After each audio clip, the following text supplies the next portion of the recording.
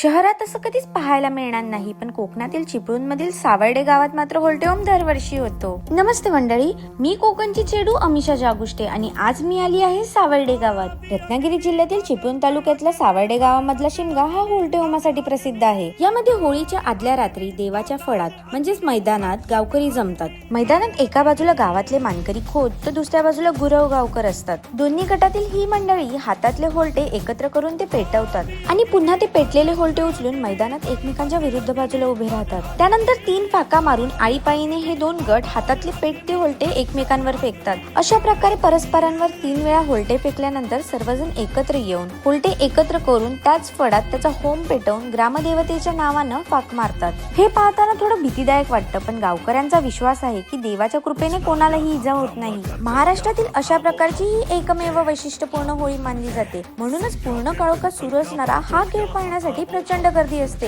ही शतकानुशतकांची परंपरा आहे जी कोकणाच्या संस्कृतीचा अभिमान आहे। तुम्ही असा विधी आधी कधी पाहिलाय का? कमेंट मध्ये नक्की सांगा। आणि कोकणातील अशाच विविध परंपरेच्या माहितीसाठी माझ्या पेजला फॉलो करा आणि YouTube चॅनलला सबस्क्राईब करा। आणि हा व्हिडिओ आवडल्यास लाईक, कमेंट आणि शेअर करायला विसरू नका। Okay, bye.